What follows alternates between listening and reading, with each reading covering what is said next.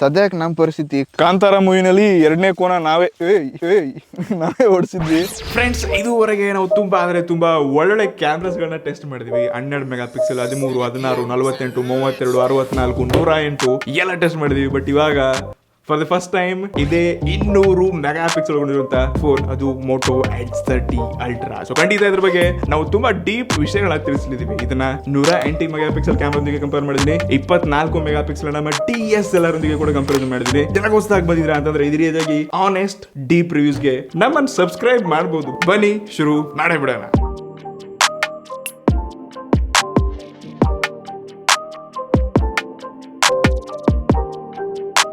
Honestly ನಾನು ಇದುವರೆಗೆ ತುಂಬಾ ಮೋಟೋರೋಲಾ ಮಿಡ್ ಅಂಡ್ ಸ್ಮಾರ್ಟ್ ಫೋನ್ಸ್ಗಳನ್ನೆಲ್ಲ ಅನ್ಬಾಕ್ಸ್ ಮಾಡಿದ್ದೀನಿ. ತುಂಬಾ ಅದರಲ್ಲಿ ಸೇಮ್ ಟು ಸೇಮ್ ಅದೇ ಗ್ರೇ ಕಲರ್ ಡಿಸೈನ್. ಬಟ್ ಈ ಫೋನ್ ಏನಿದೆ ಸ್ವಲ್ಪ ಡಿಸೈನ್ ಇಂಟ್ರೆಸ್ಟಿಂಗ್ ಇದೆ. ಫೋನ್ ನೋಡಕ್ಕೆ ಪ್ರೀಮಿಯಂ ವ್ಯೂ ಕೂಡ ಇದೆ.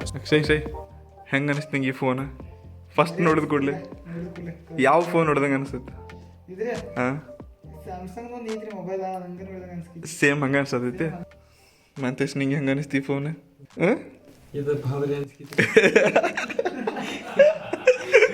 ಓಕೆ, ನನ್ನ ಪ್ರಕಾರ ಈಗ ಆಲ್ರೆಡಿ ನಾನು ವಿವೋ X18 ಯೂಸ್ ಮಾಡ್ತಾ ಇದ್ದೀನಿ. ಸೇಮ್ ಟು ಸೇಮ್ ಎಕ್ಸಾಕ್ಟ್ಲಿ ಎರಡು ಫೋನ್ ಒಂದೇ ಡಿಸೈನ್ ಇದೆ. ಸೊ ಫ್ರಂಟ್ ಲುಕ್ ಅಲ್ಲಿ ನೋಡ್ಕೋಬಹುದು, ಸೈಡ್ ಎಡ್ಜಸ್ ಡಿಸ್ಪ್ಲೇ ಎಲ್ಲ ಸೇಮ್ ಟು ಸೇಮ್. ಅದೇ ರೀತಿಯಾಗಿ ಉದ್ದನೆಯ ಫೋನ್ ಕೂಡ ಇದೆ.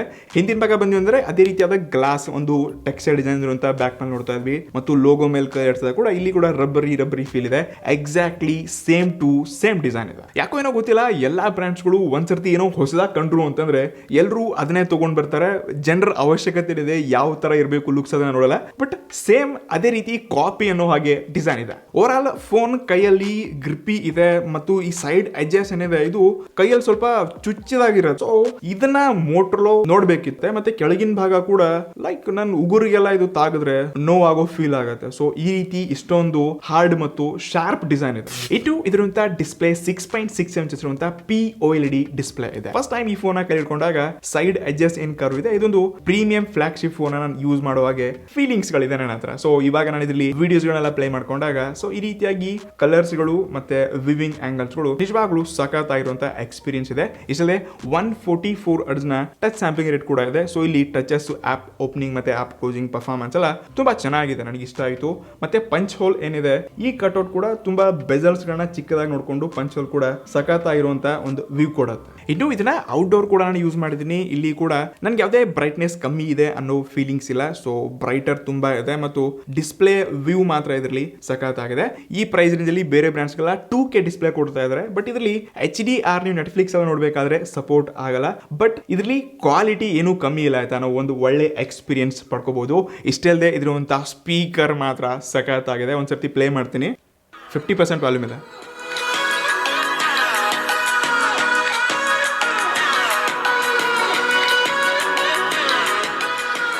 ಎಸ್, ನಿಜವಾಗ್ಲೂ ಇದರಂತ ಕ್ವಾಲಿಟಿ ಸಖತ್ ಆಗಿದೆ. ಸೊ ನಾನು ಇದನ್ನ ಬೇರೆ ಸಾಂಗ್ಸ್ ಎಲ್ಲ ಕೇಳಿದೀನಿ. ಇಲ್ಲಾಂದ್ರೆ ನಮಗೆ ಕಾಪಿರೈಟ್ ಬರುತ್ತೆ ಬೇರೆ ಸಾಂಗ್ ಹಾಕಿದ್ರೆ ಅಂತಂದ್ರೆ. ಎವನ್ ನಾನು ಫಿಂಗರ್ ಪ್ರಿಂಟ್ ಬಗ್ಗೆ ಹೇಳ್ಬೇಕಾದ್ರೆ ತುಂಬಾ ಇನ್ಸ್ಟೆಂಟ್ ಆಗಿ ಅನ್ಲಾಕ್ ಆಗುತ್ತೆ. ನಾನು ಈ ರೀತಿ ಟಚ್ ಮಾಡಿದ್ರೆ ಜಸ್ಟ್ ಫ್ರಾಕ್ಷನ್ ಆಫ್ ಸೆಕೆಂಡ್ಸ್ ಅಲ್ಲಿ ಅನ್ಲಾಕ್ ಆಗುತ್ತೆ.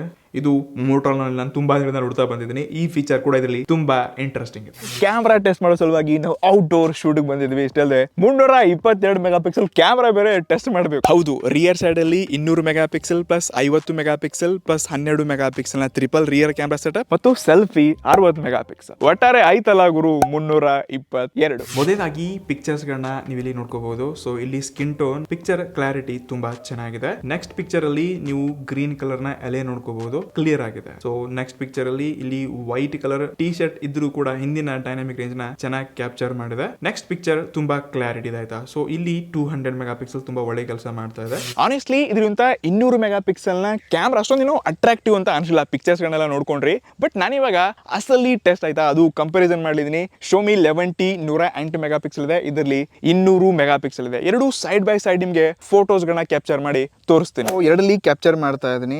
ಓಕೆ, ಮೀನಲ್ಲಿ ಫೋಟೋ ತೆಗೀತು ಮತ್ತೆ ಎಡ್ಜ್ ಅಲ್ಟ್ರಾನಲ್ಲಿ ಸ್ವಲ್ಪ ಟೈಮ್ ತಗೊಳುತ್ತೆ. ಎವನ್ ಶೋಮಿನಲ್ಲಿ ಇಮೇಜ್ ತುಂಬಾ ಫಾಸ್ಟ್ ಆಗಿ ಓಪನ್ ಆಗುತ್ತೆ, ಝೂಮ್ ಕೂಡ ಮಾಡ್ಕೋಬಹುದು. ಬಟ್ ಇದು ಮೀ ಅಲ್ಟ್ರಾನಲ್ಲಿ ಇಮೇಜ್ ಓಪನ್ ಆಗಕ್ಕೆ ತುಂಬಾ ಟೈಮ್ ತಗೊಳುತ್ತೆ. ಝೂಮ್ ಮಾಡಿ ನಾನು ಇಮೇಜ್ ತೋರಿಸಬೇಕಾದ್ರೆ ತುಂಬಾ ಡಿಲೇ ಇದೆ. ಸೊ ನೆಕ್ಸ್ಟ್ ಫೋಟೋ ಕ್ಲಿಕ್ ಮಾಡಿದ್ರೆ ಈ ರೀತಿ ಲ್ಯಾಗ್ ಆಗುತ್ತೆ. ಸದ್ಯಕ್ಕೆ ನಮ್ಮ ಪರಿಸ್ಥಿತಿ ಕಾಂತಾರ ಮೂವಿನಲ್ಲಿ ಎರಡನೇ ಕೋನ ನಾನೇ ಹಿಂದೆ ಓಡಿಸ್ತಾ ಇದ್ದೆ, ಹಿಂಗೆ ಆಗ್ತಾ ಇದೆ.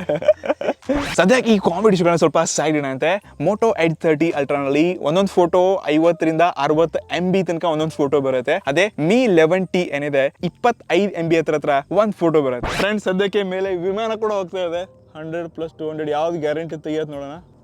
ಓಕೆ ನನಗಂತೂ ಕಾಣಿಸ್ತಾ ಇಲ್ಲ, ಮೊಬೈಲ್ಗಾದ್ರೂ ಅದ್ರ ಕಾಣಿಸುತ್ತಾ ನೋಡೋಣ.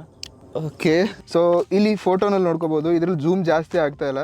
ಬಟ್ ಇಲ್ಲಿ ಮೋಟೋ Edge 30 ಅಲ್ಟ್ರಾನಲ್ಲಿ ಅಷ್ಟೇ ಕ್ಲಿಯರಿಟಿ ಇದೆ. ಹತ್ರ ಎರಡನ್ನ ಸೇಮ್ ಜೂಮ್ ಮಾಡಿದ್ವಿ ಅಂತಂದ್ರೆ ಓಕೆ ನೀವು ನೋಡ್ಕೋಬಹುದು ಸೇಮ್ ಕ್ಲಾರಿಟಿ ಇದೆ, ಸೇಮ್ ಟು ಸೇಮ್ ಕ್ಲಾರಿಟಿ ಇದೆ, ಏನು ಡಿಫ್ರೆನ್ಸ್ ಇದೆ ಅಂತ ಅನ್ಸಲ್ಲ. ಇದಕ್ಕಂತಾರೆ ಫ್ರೆಂಡ್ಸ್ ಅಸಲಿ ಕ್ಯಾಮ್ರಾ ಟೆಸ್ಟ್, ಲೈವ್ ಟೆಸ್ಟ್ ಮಾಡೋದ್ರಲ್ಲಿ ಫುಲ್ ಎಕ್ಸ್ಪರ್ಟ್. ಸದ್ಯಕ್ಕೆ ನಾವು ಸೈಡ್ ಬೈ ಸೈಡ್ ಫೋಟೋಸ್ಗಳನ್ನ ಕಂಪೇರ್ ಮಾಡೋಣ. ಸೊ ಎರಡನ್ನ ನಾನು ಸ್ವಲ್ಪ ಝೂಮ್ ಮಾಡ್ತೀನಿ. ಸೊ ಹತ್ರ ಕ್ಲಾರಿಟಿ ಇವಾಗ ಮೋಟೋರಲ್ಲಿ ಚೆನ್ನಾಗಿ ಕಾಣಿಸ್ತಾ ಇದೆ. ಬಟ್ ಟಿ ಶರ್ಟ್ ಹತ್ರ ನೀವು ಇನ್ನೊಂದು ಸ್ವಲ್ಪ ಝೂಮ್ ಮಾಡಿದ್ರಿ ಅಂತಂದ್ರೆ ಕ್ಲಾರಿಟಿ ಸ್ವಲ್ಪ ನಿಮಗೆ ರೆಡ್ಮಿನಲ್ಲಿ ಚೆನ್ನಾಗಿ ಕಾಣಿಸುತ್ತೆ. ನೆಕ್ಸ್ಟ್ ಪಿಕ್ಚರ್ನಲ್ಲಿ ನೋಡ್ಕೋಬಹುದು, ಇಲ್ಲಿ ಸ್ಕೈ ಎಲ್ಲ ಸ್ವಲ್ಪ ಶೋಮಿ ಫೋನಲ್ಲಿ ಚೆನ್ನಾಗಿದೆ. ಬಟ್ ನೀವು ಯಾವಾಗ ಫುಲ್ ಝೂಮ್ ಮಾಡ್ತೀರಾ ಅವಾಗ ಇಲ್ಲಿ ಕೂಡ ನಿಮಗೆ ಮೋಟೋರೋಲಾ ಒಳ್ಳೆ ಕೆಲಸ ಮಾಡಿದೆ. ನೆಕ್ಸ್ಟ್ ಎರಡೂ ಪಿಕ್ಚರ್ಸ್ಗಳು ಇಲ್ಲಿ ತುಂಬಾ ಅಂದ್ರೆ ತುಂಬಾ ಸಿಮಿಲರ್ ಇದೆ ಆಯ್ತಾ. 200 ಮೆಗಾ ಪಿಕ್ಸೆಲ್ ಯಾವುದು ಮತ್ತೆ 100 ಮೆಗಾ ಪಿಕ್ಸೆಲ್ ಯಾವುದು ಅಂತ ನಿಮ್ಗೆ ಗೊತ್ತೇ ಆಗಲ್ಲ. ಇದು ಈ ನೆಕ್ಸ್ಟ್ ಪಿಕ್ಚರ್ ಅಲ್ಲಿ ತುಂಬಾ ಕ್ಲಾರಿಟಿ ಇದೆ ಆಯ್ತಾ, ಇಲ್ಲಿ ತುಂಬಾ ಕನ್ಫ್ಯೂಷನ್ ಇದೆ. ಸೊ ಎರಡನ್ನ ನೀವು ಹತ್ರ ಸ್ವಲ್ಪ ಝೂಮ್ ಮಾಡಿದಾಗ ಓಕೆ ಚೆನ್ನಾಗಿದೆ ಅಂತ ಅನ್ಸುತ್ತೆ. ಯಾವಾಗ ನಾನು ಕಂಪ್ಲೀಟ್ಲಿ ನನ್ನ ಮೈಕ್ ಹತ್ರ ಝೂಮ್ ಮಾಡ್ತೀನಿ ಆವಾಗ ಇಲ್ಲಿ ಕ್ಲಾರಿಟಿ ನೀವು ನೋಡ್ಕೋಬಹುದು.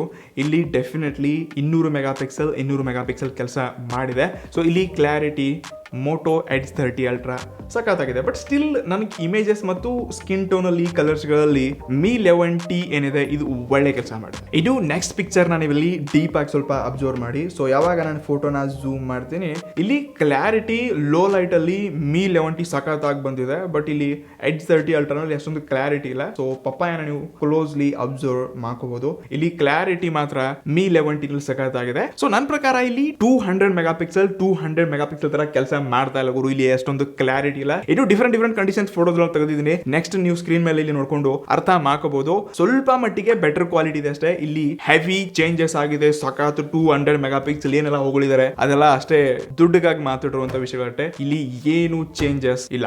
ಸದ್ಯಕ್ಕೆ ನಾವು ನಮ್ಮ ಸೋನಿ ಕ್ಯಾಮ್ರಾ ಒಂದಿಗೆ 200 ಮೆಗಾ ಪಿಕ್ಸೆಲ್ ನ ಟೆಸ್ಟ್ ಮಾಡೋಣ. ಕ್ಯಾಮ್ರಾ ಮತ್ತು ಫೋನ್ ಅಲ್ಲಿ ಕಂಪೇರ್ ಮಾಡುವಂಗೆ ಇಲ್ಲ, ತುಂಬಾ ಡಿಫ್ರೆನ್ಸ್ ಗಳಿರುತ್ತೆ. ಬಟ್ ಈ ಕ್ಲಾರಿಟಿನ ಬಿಟ್ಟು ಬೇರೆ ಡಿಫ್ರೆನ್ಸ್ ಏನಿರುತ್ತೆ ಅಂತ ಕೇಳಿದ್ರೆ ನೀವು ಸ್ಕ್ರೀನ್ ಮೇಲೆ ಇಮೇಜಸ್ ಗಳನ್ನ ನೋಡ್ಕೋಬಹುದು. ಸೊ ಮೊದಲಾಗಿ ಬೈಕ್ ಕಾಣಿಸ್ತಾ ಇದೆ. ಸೊ ಇಲ್ಲಿ ಬೆಳಕನ್ನ ಇದು ತುಂಬಾ ಜಾಸ್ತಿ ಕ್ಯಾಪ್ಚರ್ ಮಾಡುತ್ತೆ ಮತ್ತು ಝೂಮ್ ಮಾಡಿದಾಗ ಕ್ಲಾರಿಟಿ ಆಬ್ವಿಯಸ್ಲಿ ನಿಮ್ಗೆ ಕ್ಯಾಮ್ರಾದಲ್ಲಿ ನೋಡಕ್ ಸಿಗುತ್ತೆ. ಬಟ್ ಇಲ್ಲಿ ಎವ್ರಿ ಟೈಮ್ ನಾವು ಕಲರ್ ಅಡ್ಜಸ್ಟ್ಮೆಂಟ್ ಮಾಡಕ್ ಆಗಲ್ಲ. ಸೊ ನೆಕ್ಸ್ಟ್ ಪಿಕ್ಚರ್ ನ ಕೂಡ ಅಷ್ಟೇ, ಇಲ್ಲಿ ಕೂಡ ಸೇಮ್ ಪಿಕ್ಚರ್ ಇದೆ, ಅದೇ ಕಲರ್ಸ್ ಗಳನ್ನ ಜಾಸ್ತಿ ಮಾಡ್ಕೊಳ್ಳುತ್ತೆ. ಬಟ್ ನಾವು ಕ್ಯಾಮ್ರಾದಲ್ಲಿ ಸೆಟ್ಟಿಂಗ್ಸ್ ನ ಮ್ಯಾನ್ಯುಯಲ್ ಆಗಿ ಇಟ್ಕೊಂಡು ಈ ರೀತಿಯಾಗಿ ಚೇಂಜಸ್ ಮಾಡ್ಕೋಬೇಕು. ಸೊ ಇಲ್ಲಿ ಕೂಡ ಪಿಕ್ಚರ್ಸ್ ಗಳಲ್ಲಿ ನನ್ ಕ್ಯಾಮ್ರಾಗೂ ಮತ್ತೆ ಫೋನ್ ಕಂಪೇರ್ ಮಾಡಂಗೆ ಅಲ್ಲ. ಸೊ 200 ಮೆಗಾ ಪಿಕ್ಸೆಲ್ ಬಿಟ್ಟು 500 ಮೆಗಾ ಪಿಕ್ಸೆಲ್ ಬಂದ್ರು ಕೂಡ ಕ್ಯಾಮ್ರಾದಲ್ಲಿ ಏನೊಂದು ಕ್ಯಾಪ್ಚರ್ ಆಗತ್ತೆ ಆ ಕ್ಲಾರಿಟಿನ ಇದ್ರಲ್ಲಿ ನೋಡಕ್ ಆಗಲ್ಲ. ಸೊ ಇದು ಜಸ್ಟ್ ಒಂದು ಕಂಪ್ಯಾರಿಸನ್ ಇತ್ತು ಅಷ್ಟೇ. ಸದ್ಯಕ್ಕೆ ನಮ್ಮ ಎಡಿಟಿಂಗ್ ಆಲ್ಮೋಸ್ಟ್ ಮುಗಿತಾ ಬಂದಿದೆ. ನಾವು ಸೆಲ್ಫಿ ಫೋಟೋಸ್ಗಳನ್ನ ಹಾಕೋದೆ ಮರ್ತೋಗಿದೆ. ಟ್ರಸ್ಟ್ ಮೀ ಇದ್ರಲ್ಲಿ ನನ್ನ ರಿಯರ್ ಕ್ಯಾಮ್ರಾಗಿಂತ ಸೆಲ್ಫಿ ಕ್ಯಾಮ್ರಾ ತುಂಬಾ ಇಷ್ಟ ಆಯ್ತು. ಸೊ ಇಲ್ಲಿ ಪಿಕ್ಚರ್ಸ್ಗಳನ್ನ ನೋಡ್ಕೋಬಹುದು ಸ್ಕ್ರೀನ್ ಮೇಲೆ. ಇಲ್ಲಿ ಒಂದು ಕ್ಲಾರಿಟಿ ಮತ್ತೊಂದು ಒಳ್ಳೆ ನ್ಯಾಚುರಲ್ ಕಲರ್ಸ್ ನ ಕೊಡ್ತಾ ಇದೆ ಮತ್ತು ಡಿಫ್ರೆಂಟ್ ಕಂಡೀಷನ್ಸ್ ಅಲ್ಲಿ ಕೂಡ ತೆಗೆದಿದ್ದೀನಿ ಆಯ್ತಾ. ಡೇನಲ್ಲಿ ತೆಗೆದಿದ್ದೀನಿ, ನೈಟ್ ಅಲ್ಲಿ ಕೂಡ ಇದೆ. ನನಗೆ ಇಲ್ಲಿ ರಿಯರ್ಗಿಂತ ಸೆಲ್ಫಿ ಕ್ಯಾಮ್ರಾದಲ್ಲಿ ಸ್ವಲ್ಪ ನಾನು ಹ್ಯಾಪಿ ಇದ್ದೀನಿ. ಇನ್ನು ಇದರಲ್ಲಿ ನೈಟ್ ಮೋಡಲ್ ಕೂಡ ತುಂಬಾ ಫೋಟೋಸ್ಗಳನ್ನ ತೆಗೆದಿದ್ದೀನಿ, ಕೆಲವೊಂದನ್ನ ಝೂಮ್ ಮಾಡಿ ಪಿಕ್ಚರ್ಸ್ ತೆಗೆದಿದ್ದೀನಿ. ಇಲ್ಲಿ ಕ್ಲಾರಿಟಿ ಅಷ್ಟೊಂದೇನೋ ಸಖತ್ತಾಗಿದೆ ಅಂತ ಬಟ್ ಝೂಮ್ ಮಾಡಿದಾಗ ಕೂಡ ನೈಟ್ ಅಲ್ಲಿ ಒಂದು ಒಳ್ಳೆ ಕಲರ್ಸ್ಗಳನ್ನ ತಗೊಂಡು ಬರ್ತಾ ಇದೆ.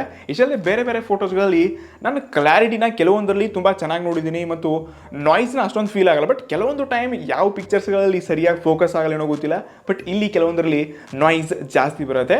ಒಟ್ಟಾರೆ ಗೂಗಲ್ನ ಈ ಸ್ಟಾಕ್ OS ಅಲ್ಲಿ ಇಂಥ ಫೋನ್ಸ್ಗಳಲ್ಲಿ ಸ್ಪೆಷಲಿ ಮೋಟೋನಲ್ಲಿ ನಾನು ನೈಟ್ ಮೋಡಲ್ಲಿ ಕೆಲವೊಂದು ಫೋಟೋಗಳೊಂದಿಗೆ ಹ್ಯಾಪಿ ಇದ್ದೀನಿ. ನನ್ನ ಪ್ರಕಾರ ಮೋಟೋರೋಲಾನವರು ಕ್ಯಾಮ್ರಾ ಸೀರೀಸ್ನಲ್ಲಿ ನೀವು 200 ಮೆಗಾ ಪಿಕ್ಸೆಲ್ ಬಿಟ್ಟು 500 ಮೆಗಾ ಪಿಕ್ಸೆಲ್ ತಂದ್ರು ನಿಮ್ಮ AI ಅಲ್ಲಿ ಏನ್ ಇರುತ್ತೆ, ನಿಮ್ಮ AI ಯಾವ ರೀತಿ ವರ್ಕ್ ಆಗುತ್ತೆ, ಆಫ್ಟರ್ ಇಮೇಜ್ ಪ್ರೊಸೆಸ್ ಯಾವ ರೀತಿ ಆಗುತ್ತೆ, ಇದ್ರ ಮೇಲೆ ತುಂಬಾ ಡಿಪೆಂಡ್ ಆಗುತ್ತೆ. ಸೊ ವಿವೋನವರು, ಗೂಗಲ್ನವರು, ಐಫೋನ್ ಅವರು ಇವರೆಲ್ಲ 12 ಮೆಗಾ ಪಿಕ್ಸೆಲ್ 48 ಜಗತ್ತಲ್ಲೇ ಬೆಸ್ಟ್ ಕ್ಯಾಮ್ರಾ ಆಗಕ್ಕೆ ಸಾಧ್ಯ ಆಗ್ತಿರಲಿಲ್ಲ. ಇವರೆಲ್ಲ 200 ಮೆಗಾ ಪಿಕ್ಸೆಲ್ ಒಳ್ಳೆ ಕ್ವಾಲಿಟಿ ಕೊಟ್ಟರು ಅಂತಂದ್ರೆ. ಸೊ ಖಂಡಿತ AI ಅಲ್ಲಿ ಎಲ್ಲ ಇರುತ್ತೆ, ಇಮೇಜ್ ಪ್ರೊಸೆಸಿಂಗ್ ಆಫ್ಟರ್ ಏನಿರುತ್ತೆ ಅದೇ ಎಲ್ಲ ಮ್ಯಾಟರ್ ಆಗುತ್ತೆ. ಸೊ ಖಂಡಿತ ನೀವು ಒಂದು ಕ್ಯಾಮ್ರಾ ಬಗ್ಗೆ ಸ್ವಲ್ಪ ಡೀಪ್ ಇನ್ಫಾರ್ಮೇಶನ್ ತಿಳ್ಕೊಂಡ್ರಿ ಅಂತ ಅನ್ಕೋತೀನಿ. ಸೊ ಇಂಥ ಶೂಟಿಂಗ್ ಅಲ್ಲಿ ಇಂಥ ವಿಷಯಗಳನ್ನ ನಿಮ್ಗೆ ತಿಳಿಸೋಕೆ ನಾನು ಇಂಟ್ರೆಸ್ಟ್ ಇದೆ, ಅದಕ್ಕೆ ಇಷ್ಟೊಂದು ಎಫರ್ಟ್ ಹಾಕಿದ್ವಿ. ಸೊ ನಿಮ್ಮ ಅನಿಸಿಕೆ ಒಂದೇ ಒಂದು ಕೆಳಗಡೆ ಕಮೆಂಟ್ ಮಾಡಿ. ಇದರಿಂದ ಪರ್ಫಾರ್ಮೆನ್ಸ್ ಹೋದ್ವಿ ಅಂತಂದ್ರೆ ಎಸ್ ಇದೊಂದು ಬೆಸ್ಟ್ ಪ್ರೊಸೆಸರ್ ಒಳಗೊಂಡಿದೆ, ಅದು ಲೇಟೆಸ್ಟ್ 8 Gen 1. ಸೊ ಅಂಥದ್ದು ಸ್ಕೋರ್ ಎಲ್ಲ ನಾನು ಇದರಲ್ಲಿ ಚೆಕ್ ಮಾಡಕ್ ಹೋಗಿಲ್ಲ, ಬಟ್ ರಿಯಲ್ ಎಕ್ಸ್ಪೀರಿಯನ್ಸ್ 8 ದಿವಸಗಳಿಂದ ಅಪ್ಲಿಕೇಶನ್ಸ್ಗಳು ಗೇಮ್ ಎಲ್ಲ ಆಟ ಆಡಿದೀನಿ. ಡೇ ಟು ಡೇ ಯೂಸೇಜ್ ಅಲ್ಲಿ ಯಾವುದೇ ಇಶ್ಯೂ ಇಲ್ಲ. ಆಪ್ ಓಪನಿಂಗ್, ಪರ್ಫಾರ್ಮೆನ್ಸ್, ಪರ್ಫಾರ್ಮೆನ್ಸ್ ತುಂಬಾ ಫಾಸ್ಟ್ ಆಗುತ್ತೆ. ಇಷ್ಟೇ ಇಲ್ಲದೆ ನಾನು ಇದರಲ್ಲಿ ಗೇಮ್ ಪ್ಲೇ ಮಾಡಿದ್ದೀನಿ, ನಿಜವಾಗ್ಲೂ ಒಳ್ಳೆ ಎಕ್ಸ್ಪೀರಿಯನ್ಸ್ ಇದೆ. ಸೌಂಡ್ ಕ್ವಾಲಿಟಿ ಕೂಡ ಚೆನ್ನಾಗಿದೆ ಮತ್ತು ಟಚ್ ರೆಸ್ಪಾನ್ಸ್ ಕೂಡ ಸಖತ್ತಾಗಿದೆ. ಸೊ ಒಂದ್ಸರ್ತಿ ಗೇಮಿಂಗ್ ಎಕ್ಸ್ಪೀರಿಯನ್ಸ್ ಅನ್ನು ಲೈವ್ ಆಗಿ ನೋಡ್ಕೊಂಡ್ ಬನ್ನಿ. ಓ ಮೈ ಗಾಡ್, ನೋಡಿ ನೋಡಿ ನೋಡಿ ಮಗನ ನೋಡಿ. ಟ್ರಸ್ಟ್ ಮೀ, ನಿಜವಾಗ್ಲೂ ಸಾಕಾತ ಎಕ್ಸ್ಪೀರಿಯನ್ಸ್ ಇದೆ. ನಮ್ಮ ಎಣ್ಣೆ ಎಲ್ಲ ಇವರೇ ಹಾಕೊಳ್ತವ್ರ ಮಕ್ಕಳು.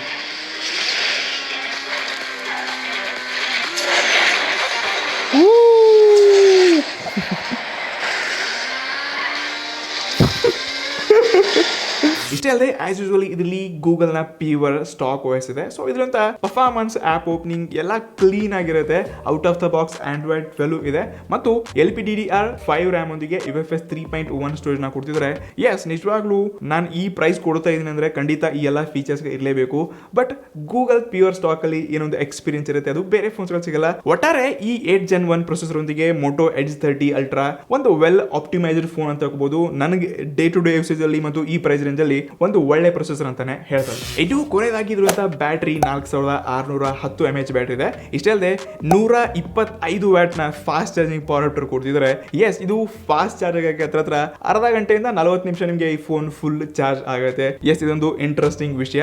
ಇಷ್ಟೇ ಅಲ್ಲದೆ ಇದಕ್ಕೆ ವೈರ್ಲೆಸ್ ಚಾರ್ಜಿಂಗ್ ಕೂಡ ಸಪೋರ್ಟ್ ಆಗುತ್ತೆ. ಅದು ಅಪ್ ಟು 50 ವ್ಯಾಟ್ ತನಕ ತುಂಬಾ ಫಾಸ್ಟ್ ಆಗಿ ಚಾರ್ಜ್ ಆಗುತ್ತೆ ಗುರು. ಬೇರೆ ಮೊಬೈಲ್ಸ್ ಅಲ್ಲಿ ಅಡಾಪ್ಟರ್ ಸಿಗಲ್ಲ. ಸೊ ಇವರು ವೈರ್ಲೆಸ್ ಅಲ್ಲಿ ಕೂಡ 50 ವ್ಯಾಟ್ ಕೊಡ್ತಿದ್ದಾರೆ ಮತ್ತು ರಿವರ್ಸ್ ಚಾರ್ಜಿಂಗ್ ಕೂಡ ಸಪೋರ್ಟ್ ಆಗುತ್ತೆ. ಅದು 10 ವ್ಯಾಟ್ ನ ಔಟ್ಪುಟ್ ಒಂದಿಗೆ. ಎಸ್, ಓವರ್ ಆಲ್ 60,000 ಹತ್ರ ನಿಮ್ಗೆ ಫ್ಲಿಪ್ಕಾರ್ಟ್ ಅಲ್ಲಿ ನೋಡಕ್ ಸಿಗುತ್ತೆ. ಆಫರ್ ಪ್ರೈಸ್ ಅಲ್ಲಿ 50-55 ಸಾವಿರ ರೂಪಾಯಿ ಸಿಗಬಹುದು. ಬಟ್ ಇದೊಂದು ವ್ಯಾಲ್ಯೂ ಫಾರ್ ಮನಿ ಡಿವೈಸ್ ಅನ್ನೋದಕ್ಕಿಂತ ಇದ್ರಂತ ಯೂಸರ್ ಎಕ್ಸ್ಪೀರಿಯನ್ಸ್ ಹೇಗಿದೆ ಇದನ್ನ ನಿಮ್ಗೆ ಟೆಸ್ಟ್ ಮಾಡಿ ತಿಳಿಸ್ಕೊಟ್ಟಿದ್ದೀನಿ. ಸೊ ನಾನೇ ಒಂದು ಫೋನ್ ಹುಡುಕ್ತಿದ್ದೆ 50,000-60,000 ಅಂತಂದ್ರೆ ಹತ್ರ ನಾನು ಒಬ್ಬ ಮೋಟೋ ಗೂಗಲ್ ಸ್ಟಾಕ್ OS ಕ್ಯಾಮ್ರಾಗೋಸ್ಕರ ಈ ಫೋನ್ ತಗೊಳ್ಳಿ ಅಂತ ನಾನು ಹೇಳ್ತಿರಲಿಲ್ಲ. ಬಟ್ ಇದ್ರಲ್ಲಿ ಎಷ್ಟೊಂದು ಸಖತ್ತಾಗಿರುವಂತ ಕ್ಯಾಮ್ರಾ ಅಂತ ನನಗೆ ಅನಿಸಿಲ್ಲ. ಬಟ್ ಮೋಟೋಲಾನೇ ಬೇಕು ಅನ್ನೋರಿಗೆ ನಾನು ಈ ಫೋನ್ ಸಜೆಸ್ಟ್ ಮಾಡಬಲ್ಲೆ. ಬಟ್ ಅದರ್ವೈಸ್ ನೀವು 60,000 ಹತ್ರ ಬಜೆಟ್ ಇದೆ ಅಂತಂದ್ರೆ iPhone 13 ತಗೊಳ್ಳಿ ಇವರು.